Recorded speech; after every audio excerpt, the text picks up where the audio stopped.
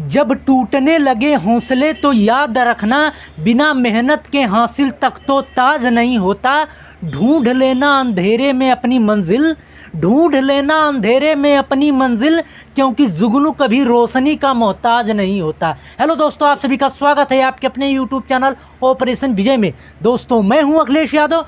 हम लोग मेंसुरेशन में पढ़ रहे हैं 3D, 3 डायमेंशन। उसमें हमने जो है घन, घनाभ, बेलन जो है 3 टॉपिक समाप्त कर दिया है। आपका जो है लंब वृत्तीय शंकु चल रहा था, जो राइट सर्कुलर कौन कहते हैं। आज इसका दूसरा लेक्चर, इसके पहले इस पे एक लेक्चर हो चुका है शंकु पे। तो एकदम कंसंट्रेट होकर समझिएगा दोस्तों। जो भी क्वेश्चन छूटा है बेहतरीन से बेहतरीन क्वेश्चन लेके आए हैं, जो एग्ज़ाम में बार बार पूछे जाते हैं। चाहे आप जो है group D, NTPC, CGL mains का तैयारी करते हैं, एक यहाँ से पढ़ के चाहे जिसकी भी पेपर उठा के प्रीवियस का लगाइएगा, एक भी क्वेश्चन बाहर नहीं जाएगा।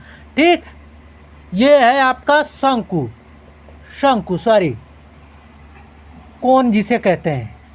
ठीक, तो इसमें देखिए हमने आपको बता दिया ये सूत्र क्या होता है, कैसे एक बार रिकॉल कर देते हैं। नए हैं दोस्तों तो एक बार समझ लीजिए। देखिए यही होता है शंकु आकार का, जैसे भेल वाला बना के भेल इसी तरह देता है ना। देखिए ये अगर हम आपको बनाएं तो देखिए इसी तरह बनता है ना, एकदम देखिए शंकु के आकार का सेम बना है। जो अगर देखिए इसमें 3 चीज़ें आपको निकालना होता है, वक्र पृष्ठ का क्षेत्रफल, संपूर्ण पृष्ठ का क्षेत्रफल, और होता है तीसरा आयतन। वक्र पृष्ठ की बात करें तो इसके चारों तरफ का सिर्फ क्षेत्रफल निकालेंगे। संपूर्ण पृष्ठ का बात करें तो इसके क्षेत्रफल में ये वाला क्षेत्रफल प्लस कर देंगे। ये कैसा क्षेत्रफल है, ये वृत्ताकार है। देखिए ये मुख जो है वृत्ताकार है, गोल है ना, तो इस वृत्त के क्षेत्रफल को इसमें प्लस कर देंगे तो संपूर्ण पृष्ठ का क्षेत्रफल आ जाएगा। और तीसरा होता है दोस्तों आयतन। 3D आकृति में 3 डायमेंशन, जिसमें लंबाई चौड़ाई के साथ साथ ऊंचाई भी ज्ञात करना होता है, वही कहलाती है 3D। उस 3D आकृति में जो है आयतन निकालना होता है। आयतन होता है इसके बीच का अंदर वाले भाग का क्षेत्रफल निकालना ही आयतन कहलाता है। अब समझते हैं। देखिए वक्र पृष्ठ का क्षेत्रफल अगर की बात करें तो होता है πr_l।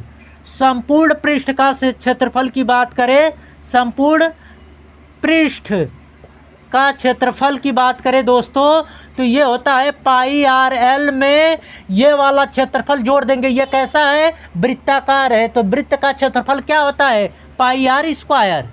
ठीक, इसमें से πr कॉमन कर लिए तो बचा l + r बचा ना, कॉमन मतलब जो दोनों जगह हो उसे बाहर निकाल लीजिए। और तीसरा होता है दोस्तों आयतन। आयतन जिसे कहते हैं वॉल्यूम, ये होता है 1/3 πr²h। ये देखिए ये πr² होता है दोस्तों बेलन का आयतन। इसका 1/3 कर देंगे तो ये आ जाएगा शंकु का आयतन। इसमें ये त्रिज्या r होती है, ये ऊंचाई h होता है, ये तिरछी ऊंचाई जिसे l कहते हैं। समझ गए, क्लियर। पहली वीडियो ज़रूर देखिएगा, उसमें आपको पूरा जो भी थोड़ा डाउट हो, वैसे तो एक भी डाउट नहीं होगा आपने अगर ये सही से पढ़ रहे हैं तो। ये पहली वीडियो देखेंगे पूरा क्लियर हो जाएगा जो भी डाउट है। तो देखिए अगर आपसे कहे, ये हमने कहा इतना जो है बेलन का आयतन होता है, बेलन का आयतन जो है इसके आयतन का 3 गुना होता है, या जो है इस तरह भी कह सकते हैं कि शंकु का आयतन बेलन के आयतन का 1/3 भाग होता है।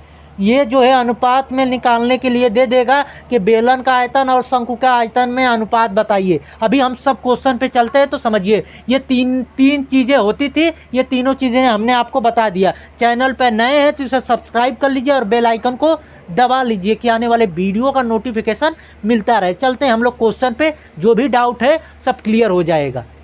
देखिए दोस्तों आपके सामने बहुत ही ज़बरदस्त क्वेश्चन है, तो ध्यानपूर्वक समझना। एक समकोण त्रिभुज जिसकी समकोण बनाने वाली भुजाओं की लंबाई जो है 20 सेंटीमीटर और 15 सेंटीमीटर है। इसके कर्ण को स्थिर रखकर कर्ण के परितः त्रिभुज को घुमाया जाता है। प्राप्त ठोस आकृति का आयतन आपसे पूछा है क्या होगा। देखिए कह रहा है कि एक 90 डिग्री का है जो है 90, एक समकोण त्रिभुज है, 90 डिग्री बनाने वाली भुजाओं की लंबाई जो है 20 और 15 दिया है, तो ये 20 है, ये 15 है, तो ये पता है ना कितना हो जाएगा 25। इसका कण कण बराबर होता है लंब का स्क्वायर प्लस आधार। इसका होगा 400, ये होगा 225। तो 400 225 625, 625 का वर्गमूल निकालेंगे तो ये 25 आएगा। इतना तो समझ गए। यही कह रहा है कि इसको उठा के इसको स्थिर रख रहा है, इसको उठा के इस तरह पलट दे रहा है। देखिए कैसे बन रहा है। ये जो है इस तरह करके इसको कण को स्थिर रख के इसको उठा के पलट रहा है दोस्तों। तो ये जो है इस तरह आकृति बन जा रही है। ये वाली भाग यहाँ पे चला जा रहा है, ये यहाँ पे, ये 20 है तो ये भी 20 हो जाएगा, ये 15 है तो ये भी 15 हो जाएगा। ये टोटल आपका 25 है ये कण। देखिए मैं आपको यहाँ पे इस आकृति से समझा दूँ। ये देखिए एकदम सेम 90 डिग्री का है। यहाँ पे देखिए ये 15 है, ये 20 है, तो ये देखिए कौन सी भुजा कहाँ पे जाके गिर रही है। ये देखिए ये 20 वाली जाके यहाँ पे अटकी और ये 15 वाली यहाँ पे गई। तो अब देखिए दोस्तों, अब यहाँ से दोस्तों ये इसको मिला देंगे, ये इसको मिला दीजिए। यहीं से आपको इस ठोस का आकृति निकालना है। पूरे इस टोटल ठोस का क्षेत्रफल आपको, अरे आयतन पूछा है, तो यहाँ से इसको इस तरह मिला दीजिए दोस्तों। तो आपको ध्यान पूर्वक देख रहे हैं तो ये शंक्वाकार बन रहा है। इसको अगर हम बंद कर दे एक हाथ से तो ये शंक्वाकार है। ये नीचे की वृत्ताकार इसका मुख हो गया और ये दोनों लंबाई तिरछा हो गई और यहाँ से यहाँ तक की ये ऊंचाई हो गई। शंक्वाकार में यही होता है ना। अब इसको बंद कर दिए तो ये दोनों तिरछी लंबाई हो गई। ये यहाँ से यहाँ तक इसकी ऊंचाई, ये इसका वृत्ताकार मुख हो गया। यानी इन दोनों शंक्वाकार के लिए वृत्ताकार मुख जो है एक ही है। जब ये वृत्ताकार है दोस्तों तो ये त्रिज्या r हो गई, यहाँ से यहाँ तक की, यहाँ से यहाँ तक की त्रिज्या r हो गई। ठीक, बहुत ज़्यादा क्वेश्चन इस तरह आता है सीजीएल मेंस में, तो ध्यान पूर्वक समझना। तो अब देखिए हम निकाल सकते हैं इस त्रिभुज का क्षेत्रफल बराबर इस त्रिभुज के क्षेत्रफल का होगा कि नहीं, क्योंकि यही दोनों भुजाएं यहाँ पे गई हैं। तो हम कह सकते हैं इस त्रिभुज का क्षेत्रफल बराबर इस त्रिभुज का क्षेत्रफल। क्यों ऐसा कर रहे हैं? क्योंकि आर का मान निकालने के लिए। तो कह सकते हैं 1/2 राइट एंगल ट्रायंगल का क्षेत्रफल क्या होता है? 1/2 आधार गुणे ऊंचाई। तो इसके लिए आधार क्या है? 15 गुणे ऊंचाई 20 थी, बराबर, इसको मिटा दें। अब इसके लिए बताइए क्या हो जाएगी। ये त्रिभुज है, देखिए ये बन रहा है आपका इस तरह त्रिभुज। ठीक, ये त्रिज्या आर है, सेम यही है। ये आपका 20 है, ये 15 है, ये टोटल लंबाई जो है आपकी 25 है। ये कर्ण वाली भुजा थी 25, तो ये आर है। तो क्या होता है 1/2 आधार गुणे ऊंचाई। तो 1/2 गुणे आधार टोटल 25 है दोस्तों। ऊंचाई इसके लिए ये त्रिज्या वाली आर, समझ गए। ये अलग करके यही चीज़ हमने आपको यहाँ पे समझाया है। तो यहाँ से देखिए आर का मान यहाँ आप निकाल लीजिए। त्रिज्या कैसे निकले? 1/2 से 1/2 5 तिहाई 15, 5 पच्चे 25, ये कट गया आपका 4 बार में, तो आ गया आर बराबर 12 सेंटीमीटर। ठीक, अब यहाँ से आ गया 12 सेंटीमीटर। तो यहाँ से हम कह सकते हैं, देखिए इस शंकु का आयतन बराबर, इस शंकु का आयतन प्लस इस शंकु का आयतन जोड़ देंगे तो टोटल आकृति का आयतन पता चल जाएगा इस ठोस आकृति का। समझ रहे हैं? तो कह सकते हैं ठोस आकृति का आयतन बराबर क्या होता है? शंकु का आयतन। इस शंकु का आयतन क्या होगा? कहेंगे, पता है ना, 1/3 पाई आर स्क्वायर। ये मान लीजिए कि इतनी दूरी h1 है इसके लिए, और इतनी दूरी यहाँ से यहाँ तक के लिए ये h2 है। समझ गए? ऊंचाई चाहती है ना उसमें आयतन निकालने के लिए शंकु का। तो 1/3 गुणे पाई आर स्क्वायर h1 प्लस, अब इसके लिए क्या होगा? 1/3 पाई आर स्क्वायर, ये वाली त्रिज्या, गुणे h2। 1/3 पाई आर स्क्वायर गुणे h2। समझ गए? अब आपको एक चीज़ बता दें दोस्तों, अभी आपने देखा है कि ये जो था ये 20 था, ये 15 था, तो ये टोटल 25 था। यही कण को स्थिर रखा गया था। तो यहाँ हम कह सकते हैं h1 प्लस h2 बराबर क्या? 25 कह सकते हैं। ये टोटल कण जो है 25 निकला था। ये 20, ये 15, तो ये टोटल 25 निकला था। यहाँ तक h2 है, यहाँ तक h1, दोनों को जोड़ेंगे तो 25 के बराबर होगा। तो यहाँ से देखिए क्या कॉमन हो रहा है, 1/3 पाई आर स्क्वायर कॉमन हो जाएगा तो बचेगा H1 प्लस H2 बचेगा ना। यहाँ से देखिए, अब देखिए क्या हो गया, 1/3 पाई आर का मान क्या है निकला है, इसीलिए आर का मान यहाँ पे निकालना पड़ा था 12। तो 12 गुणे 12 करेंगे क्योंकि आर स्क्वायर है, गुणे ये H1 प्लस H2 का मान यहाँ पे देखिए 25 है। अब काट दीजिए, 4 तिहाई 12, ये 3 चौके 12 कट गया, 25 चौके 100, 100 में 12 का मल्टीप्लाई करेंगे तो ये आ जाएगा 1200 पाई सेंटीमीटर क्यूब। समझ गए, इस ठोस का आयतन निकल के आ गया 1200 पाई सेंटीमीटर क्यूब। थोड़ा सा हमने समय लेके आपको समझाया है, लेकिन ज़रूर आपको समझ में आया होगा। ठीक, तो चलते हैं अगले क्वेश्चन पे हम लोग। देखिए दोस्तों, बहुत ही ज़बरदस्त क्वेश्चन है, चाहे जिस भी एग्ज़ाम का तैयारी करिए, अभी पेट का एग्ज़ाम होने वाला उसमें तो ये क्वेश्चन आएगा ही, चाहे जिस भी तैयारी करिए उसमें ये क्वेश्चन इस तरह का फिक्स रहता है कि आएगा। क्या दिया है, एक लंब वृत्तीय शंकु की ऊंचाई में 200% की वृद्धि की जाती है और शंकु के आधार की त्रिज्या में 50% की कमी की जाती है, तो शंकु के आयतन पर क्या फ़र्क पड़ेगा, वही आपसे पूछा है। देखिए, ऊंचाई में 200% के पहले तो ये समझिए कि 200% बराबर होता क्या है। 200% को क्या लिख सकते हैं, 200/100 लिख सकते हैं। ये तो देखिए बेसिक भी होता है, हमने आपको जितना कम समय लगे वो उस तरीके से बता रहे हैं रेशियो से। 200% को 200/100 लिख सकते हैं, तो ये काटेंगे तो ये आ जाएगा 2/1 आएगा। अब देखिए 50% का अर्थ क्या होता है, कहेंगे 50% का अर्थ होता है दोस्तों 50/100, तो इसको काटेंगे 50 से कम 50, 50 दूना 100 यानी 1/2। ठीक, तो देखिए ये ऊंचाई हो गई, ये त्रिज्या हो गई। अब समझिएगा हम जो कहना चाह रहे हैं, ये अब यहाँ से इस तरह बना लीजिए, ये नया, ये जो है आपका पुराना है, ये नया। ठीक, रेशियो से लगा रहे हैं, बहुत ही ज़बरदस्त तरीका है। पुराना देखिए नीचे वाला जो है इनिशियल माना जाता है, यानी पहले वाला या पुराना। तो एक जो है जब कह रहा है 200% की वृद्धि, तो यानी कि पुराना आपका अगर 1 रहेगा तो नया कितना हो जाएगा, वृद्धि मतलब कि इसमें जो है ऊपर वाला जोड़ देंगे 3 हो जाएगा। समझिए मेरी बात को। अब इसमें कहा है कि 50% की कमी, तो 1/2 कहा है ना कि उसकी त्रिज्या में 50% की कमी की जाती है, तो 50% मतलब होता है 1/2। तो नीचे वाला जो है आपका 2 है, तो ये पुराना है, तो पुराने के नीचे जो है 2 लिखेंगे। कमी मतलब की जाती है दोस्तों, यानी पुराना 2 है तो नया वाला जो है 2 से 1 घटा देंगे, 1 हो जाएगा। समझ में आई बात।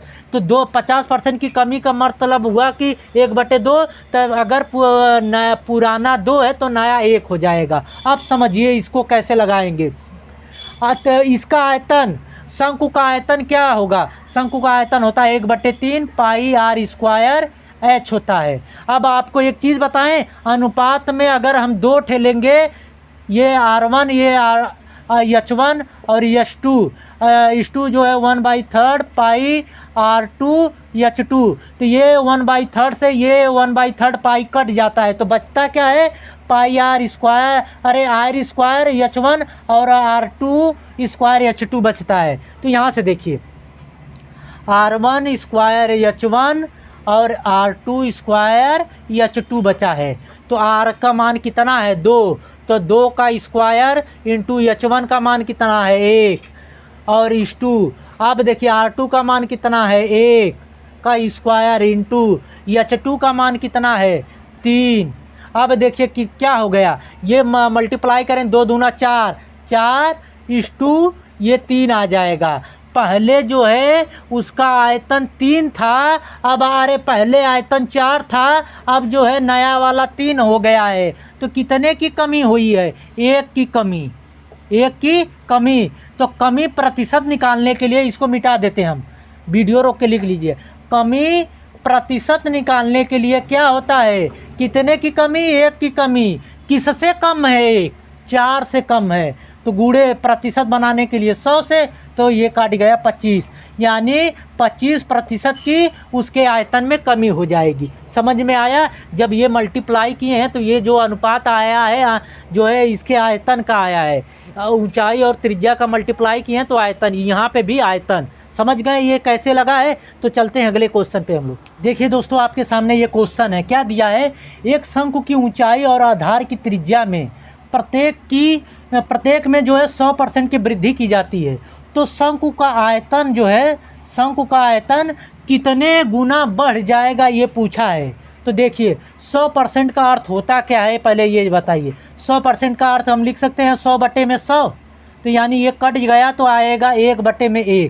ठीक, तो कह रहा है कि वो आधार के ऊंचाई में और त्रिज्या में क्या कह रहा है कि 100% की वृद्धि की जाती है। मान लीजिए कि वही तरीका, ये पुराना ये नया, ठीक, तो 1/1 का अर्थ क्या हुआ कि ये नीचे वाली जो है पुराना है और दोनों को जोड़ देंगे, जो आएगा तो वो नया हो जाएगा। ऊंचाई दोनों में वृद्धि की जाती है तो प्लस करेंगे, अगर कमी की जाती तो माइनस करते। तो कह रहा है कि उसकी ऊंचाई में 100% की वृद्धि तो अनुपात में रियल अगर मान लीजिए 1 है तो ऊंचाई तो नया कितना हो जाएगा वृद्धि करने पे, इसमें 1 जोड़ेंगे तो 2 हो जाएगी। उसी तरह त्रिज्या में भी 100% की जो है वृद्धि करता है। त्रिज्या अगर 1 है पुराना तो नया कितना हो जाएगा, 1 में 1 जोड़ देंगे 2 हो जाएगा। समझ गए? आयतन बराबर क्या होता है शंकु का, 1/3 पाई r1² h1 और इस2 दूसरे नया वाला क्या होगा, 1/3 पाई r2² h2।